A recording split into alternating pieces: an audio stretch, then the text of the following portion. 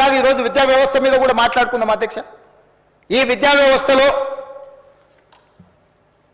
29,000 పైచిలకు పాఠశాలలు ఉంటే 26 లక్షల మంది స్టూడెంట్సే ఉన్నారు అధ్యక్ష.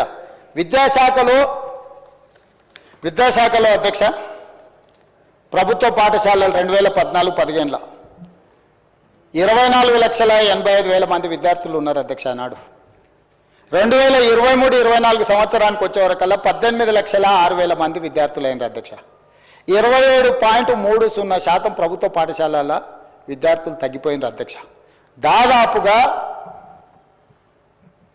7 లక్షల మంది ప్రభుత్వ తెలంగాణ రాష్ట్రం ఏర్పడ్డ తర్వాత తెలంగాణ రాష్ట్రం వచ్చిన రోజు 24,85,000 మంది ప్రభుత్వ పాఠశాలల్లో తెలంగాణలో విద్యార్థులు చదువుకుంటుంటే 23-24 సంవత్సరానికి ఘనత వహించిన చంద్రశేఖరరావు గారు ఇంతకుముందు వారు విద్యాశాఖ పట్ల ముఖ్యమంత్రి గారు సమయం లేదు, శాఖను పట్టించుకుంటలేరు అన్నారు. వివరాలు మా బట్టి గారు చెప్పిండ్రు, అంత లోతుకి వెళ్ళదలుచుకోవాలి. కానీ ఒక విషయం చెప్పదలుచుకున్నా, వారు బాధ్యత తీసుకున్న రోజు 24,85,000 మంది విద్యార్థులు ఉంటే వాళ్ళు దిగిపోయే నాటికి అది 18,06,000 మందికి పడిపోయింది అధ్యక్ష.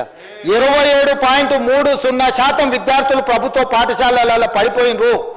ఈరోజు ప్రైవేట్లో 11,000 పైచిలకు పాఠశాలలు ఉంటే 36 లక్షల విద్యార్థులు చదువుకుంటుంటే 29,000 పాఠశాలలు ప్రభుత్వంలో ఉంటే 24 లక్షల మంది ఈరోజు ప్రభుత్వంలో లెక్కలు తేలుతున్నాయి అధ్యక్ష. Residential, private school, residential and day schools మొత్తం లెక్క కడితే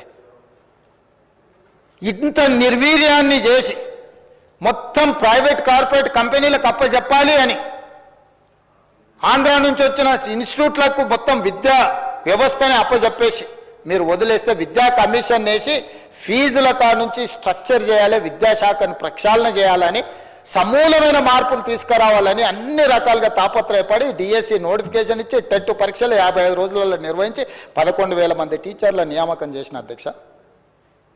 10 సంవత్సరాలు ప్రమోషన్లు లేకుండా ఉన్నా 20 సంవత్సరాలు ప్రమోషన్లు లేకుండా ఉన్నారు, 10 సంవత్సరాలు ట్రాన్స్ఫర్స్ లేకుండా ఉన్నారు.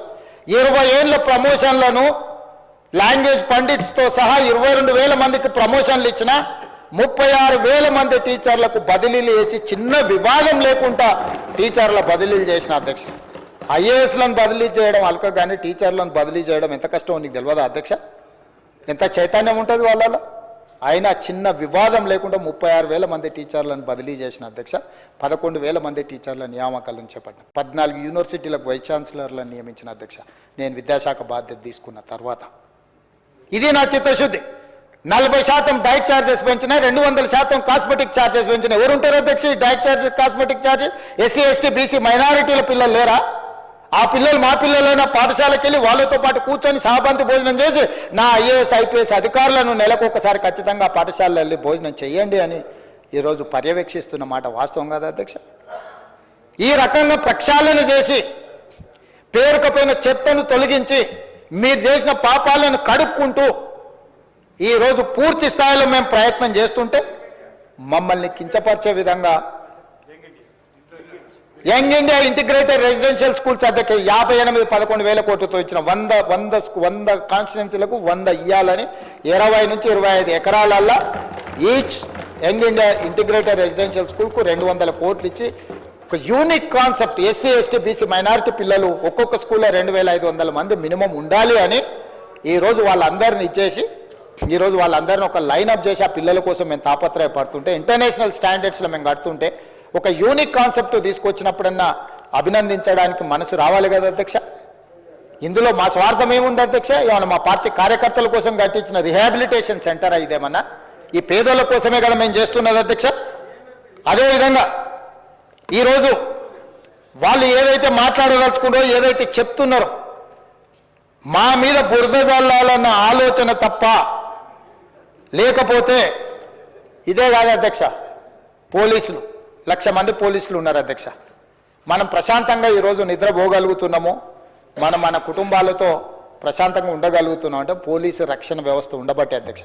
అలాంటి పోలీసులకు వాళ్ళ పిల్లల చదువుల కోసం సమయం లేకపోవడం, రోజుకి 24 గంటలు ప్రభుత్వ ఉద్యోగంలోనే ప్రజా జీవితంలోనే పోలీసుల జీవితాలు కాలగర్భంలో కలిసిపోతున్నాయని పోలీసుల పట్ల ఒక ప్రత్యేకమైన సానుభూతి చూపించి మంచిర్యాలలో 50 ఎకరాల యంగ్ ఇండియా పోలీస్ స్కూల్ అని చెప్పి కేవలం పోలీస్ పిల్లలు, హోంగార్డ్ నుంచి డీజీపీ పిల్లల వరకు ఎవరైనా ఆ స్కూల్లో సమానమే.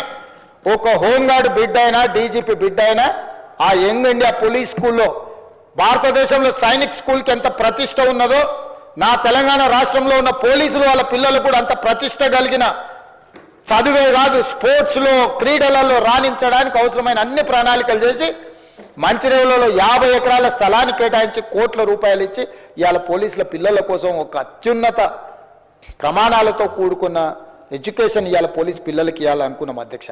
ఇవాళ వాళ్ళు మన మన మన రక్షణ కోరుకుంటున్న వాళ్ళు, మనల్ని కాపాడుతున్న వాళ్ళు, ఈరోజు రాష్ట్రం ప్రశాంతంగా ఉందంటే అది పోలీస్ శాఖ వల్ల కాదా అధ్యక్ష? వాళ్ళ ఏముంటుంది అధ్యక్ష? వాళ్ళ పిల్లలు మంచి చదువులు చదువుకోవాలి, వాళ్ళ పిల్లలు రాణించాలనుకుంటారు. వాళ్ళ జీవితం ఎట్లాగూ ఇట్లా గడిచిపోయింది, మా పిల్లలైనా బాగుండాలని కోరుకుంటారు. ఎప్పుడు ఆలోచన చేసిరా అధ్యక్ష? ఏ రోజైనా ఈ రాష్ట్రంలో ఉన్న 1,00,000 మంది పోలీస్ సిబ్బంది గురించి అయినా ఆయన ఆలోచన చేసిండ్రా?